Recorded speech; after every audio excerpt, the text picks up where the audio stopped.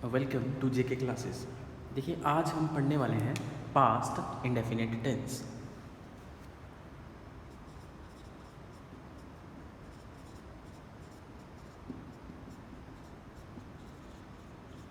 इससे पहले हमने पिछली वीडियोस में प्रेजेंट इंडेफिनिट टेंस पढ़ा।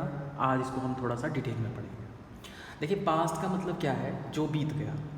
तो जो काम हमने बोलने से थोड़ी देर पहले कर लिया है ना, इसको आप ऐसे याद रखेंगे, जो काम बोलने से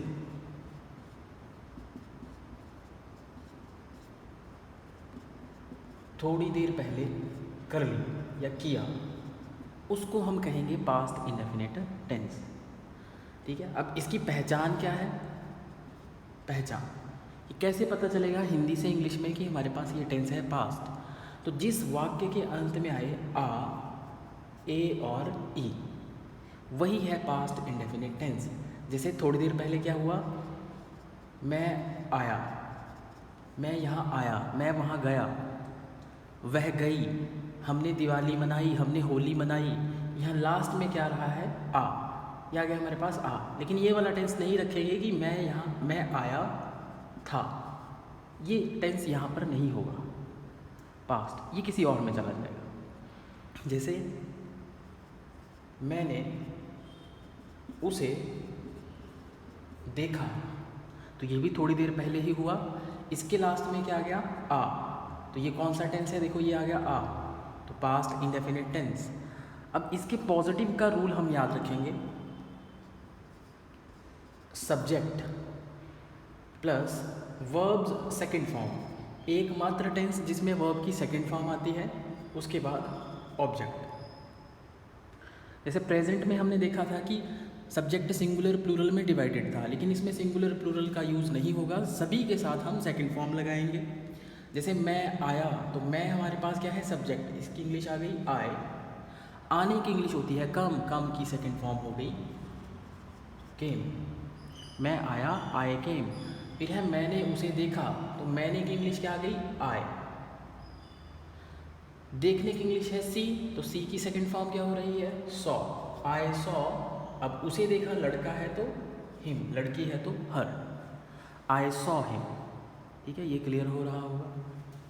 आगे देखिए एग्जाम में कैसे क्वेश्चंस बनते हैं। ये एक एग्जाम में इस तरह से क्वेश्चन आया था, रिसेंटली वी डैश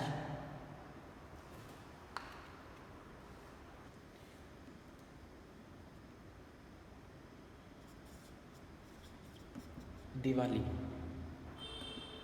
तो यहाँ जो वर्ड रहा है रिसेंटली, इसका मतलब क्या है? ये काम थोड़े समय पहले ही हुआ है।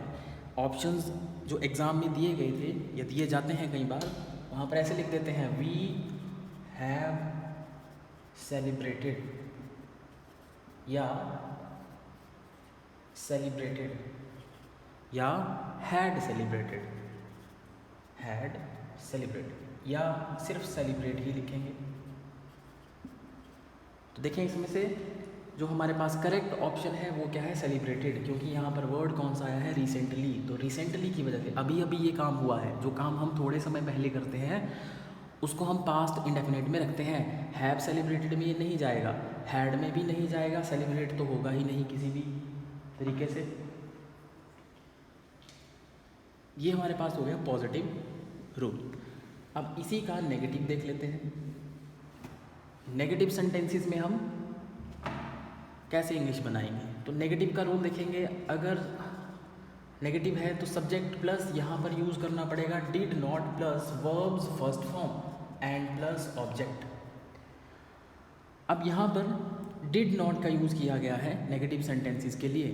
प्रेजेंट इंडेफिनिट में याद करें डू नॉट और डज नॉट था सिंगुलर प्लूरल में, लेकिन यहाँ पर कोई सिंगुलर प्लूरल नहीं, सभी के लिए डिड नॉट और उसके बाद वर्ब्स फर्स्ट फॉर्म, क्योंकि यहाँ पर ही सेकंड फॉर्म आ गई है डू डिड डन, तो दो बार सेकंड फॉर्म नहीं आएगी। जैसे मैंने झूठ नहीं बोला, है ना। जैसे मान लो यहाँ पर लिख देते हैं हम कि मैंने झूठ नहीं बोला, तो पास्ट है, आ गया लास्ट में, आ ए ई आए पास्ट होता है, जो काम थोड़े बोलने से थोड़ी देर पहले कर लिया। सो आए आ गया, नहीं के लिए क्या जाएगा? Did not, didn't. I didn't, झूठ बोलना होता है tell a lie, so tell a lie. I didn't tell a lie. Negative rule भी कंप्लीट है हमारा। उसके बाद इंटेरोगेटिव।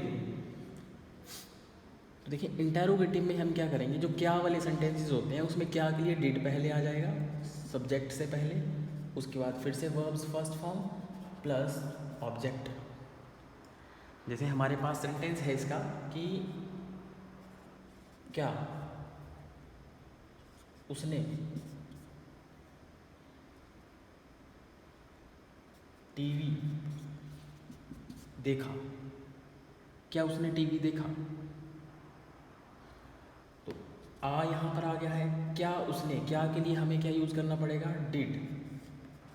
लड़का है तो ही, टीवी देखना watch TV, did he watch TV. ठीक है, ये क्लियर हो रहा होगा। उसके बाद अगर मान लो हमारे पास ये सेंटेंस कुछ इस तरह से है, यही से उसने टीवी पर क्या देखा। तो पास्ट में भी हमने किया था, प्रेजेंट इंडेफिनिट में भी किया था। अगर बीच में आते हैं क्या, क्यों, कैसे, किसके साथ, तो पहले तो इसकी इंग्लिश हम लिख देंगे यहाँ पर व्हाट। उसने टीवी पर क्या देखा, तो रूल यही अप्लाई होगा, लेकिन ये WH फैमिली है, इससे पहले आ जाएगा। What did he watch on TV. उसने टीवी पर क्या देखा, उसने टीवी किसके साथ देखा, तो with home did he watch TV. उसने टीवी कैसे देखा, how did he watch TV. तो ये है पास्ट इंडेफिनिट टेंस, यहाँ से भी क्वेश्चन बनते हैं। अब ये टेंस आपको क्लियर हो गया। अब हम एक और कर लेंगे, वो भी बहुत इजी है, फ्यूचर इंडेफिनिट टेंस।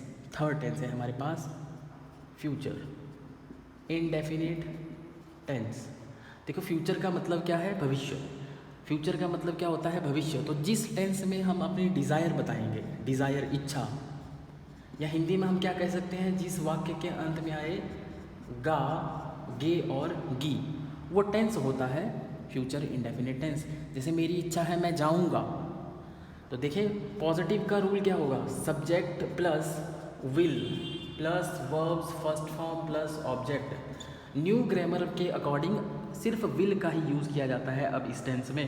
पहले शेल वगैरह का यूज़ भी कर देते थे, लेकिन अब टेंस में शेल का यूज़ नहीं होता है ना। जैसे हमारे पास एक वर्ड है शेल, पहले टेंस में इसका यूज़ होता था, लेकिन शेल का यूज़ अब टेंस में नहीं करते हैं। इसका यूज़ जब भी हम किसी से जनरल परमिशंस लेंगे, जहाँ पर उस काम को करने से आपको कोई मना नहीं करेगा, वहाँ पर हम शेल का यूज़ करते हैं। जैसे मॉडल्स वाली क्लासेस में भी हमने पढ़ा था कि पूछूं क्या, तो इसका क्या आंसर आएगा, शेल आई आस्क, पूछूं क्या, ले लूँ क्या, shall I take one pen. तो जनरल परमिशंस के लिए अब यूज़ किया जाता है शेल का, टेंस में उसका यूज़ नहीं करते हैं, सबके साथ हम लगाते हैं विल। जैसे मैं पढ़ूंगा या पढ़ूंगी, तो ये डिज़ायर है, इच्छा है, गागे की आ गया लास्ट में गी, तो I will study, I will study. अब नेगेटिव रूल में क्या हो जाएगा, सिर्फ हम नॉट लगा देंगे, subject plus will not and verbs first form plus object. जैसे मैं घर नहीं जाऊंगा, तो क्या हो जाएगा, आई विल नॉट। देखिए विल नॉट को वॉन्ट करके हम लिख देते हैं, आई वॉन्ट गो होम।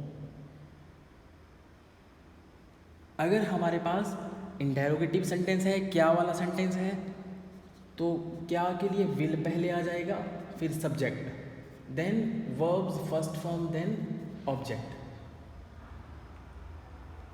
जैसे क्या उसने, क्या वह सच बोलेगा, तो इसकी इंग्लिश क्या आ जाएगी हमारे पास, क्या के लिए आ गया will he speak the truth, will he speak the truth. ठीक है, तो एक सेंटेंस आप बना लें,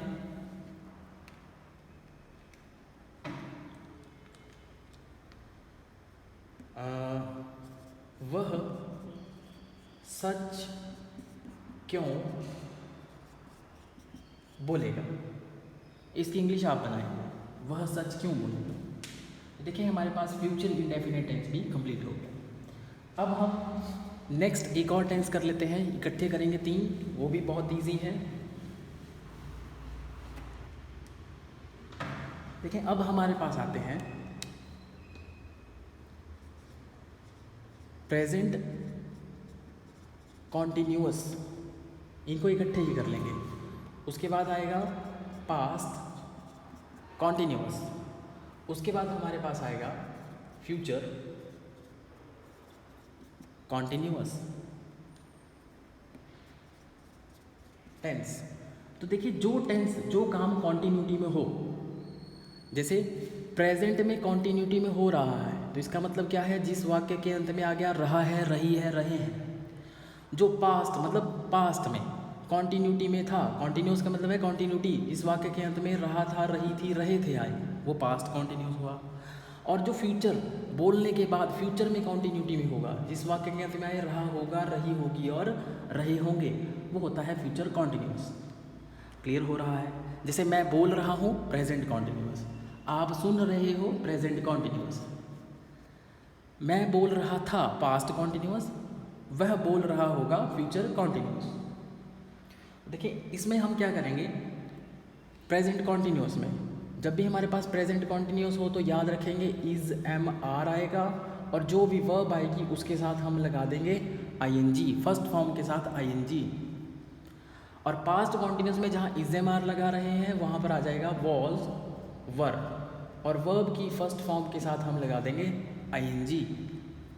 और फ्यूचर कॉन्टिन्यूस में जहाँ रहा होगा है तो इधर वॉज वर की जगह हमें यूज़ करना पड़ेगा विल, बी, और वर्ब की फर्स्ट फॉर्म के साथ आईएनजी। जैसे एक सेंटेंस यहाँ देखते हैं हम कि मैं बोल रहा हूँ, तो रहा हूँ आ गया लास्ट में, मैं बोल रहा हूँ, तो इसकी इंग्लिश क्या हो जाएगी, आई, आई के साथ एम, और वर्ब है स्पीक, तो इसके साथ लग गया आईएनजी, मैं बोल रहा हूँ, आई एम स्पीकिंग। अब मैं बोल रहा था, तो था के लिए क्या यूज़ करेंगे, वॉज, आई वॉज स्पीकिंग। और यहाँ पर है, अब ये तो बनेगा नहीं, मैं बोल रहा हूँगा, नहीं बन रहा, यहाँ पर लिखते हैं वह बोल रहा होगा, है ना, वह बोल रहा होगा, तो वह के लिए आ गया ही। अब यहाँ लगाएंगे हम विल बी, और स्पीक के साथ आ जाएगा ING, speaking, he will be speaking. तो अगर आपको ये क्लियर है तो ये टेंस कंप्लीट हो गया है। बस आप याद रखेंगे is am are ING, was were ING, will be ING, हर जगह आईएनजी आ रहा है। जितने भी कॉन्टिन्यूस होंगे उन सब में क्या आएगा, आईएनजी। कॉन्टिन्यूस वाले सेंटेंसेस में आईएनजी आता है। जैसे वह घर नहीं जा रहा है, तो नहीं जा रहा है, नहीं आ गया तो नॉट लगा देंगे, he is not going home. वह घर नहीं जा रहा था, he was not going home, या तुम लिख देते हैं यहाँ पर, तुम घर नहीं जा रहे थे, यू के साथ आएगा वर। देखो यू कहाँ पर रखा हमने, प्लूरल में, लेकिन आय को याद रखना है, इस वाले टेंस में सिंगुलर मानते हैं हम, यू प्लूरल है, यू वर नॉट, अब नहीं आ गया, तुम घर नहीं जा रहे थे, you were not going home. और वह घर नहीं जा रहा होगा, तो क्या जाएगा, ही, यहाँ पर यूज करेंगे हम will not be going home, he will not be going home. तो नेगेटिव सेंटेंस जब यहाँ पर होगा तो विल नॉट बी करेंगे, विल बी नॉट, या कुछ और नहीं करेंगे, विल नॉट बी करेंगे। और जब क्वेश्चन फॉर्म्स का सेंटेंस हमारे पास आ जाएगा, जैसे क्या बारिश हो रही है, तो क्या बारिश हो रही है आ गया, तो इज इट रेनिंग, क्या बारिश हो रही है, इज इट रेनिंग। क्या बारिश हो रही थी, तो वॉज इट रेनिंग। क्या बारिश हो रही होगी, तो हम क्या यूज करेंगे, विल इट बी, ये याद रखें, विल सब्जेक्ट के बाद आएगा be, will it be raining. इसको ऐसे नहीं करेंगे कि विल बी इट रेनिंग, तो गलत हो जाएगा। ठीक है, जैसे मान लो इसी को हम एक और तरीके से लिख सकते हैं कि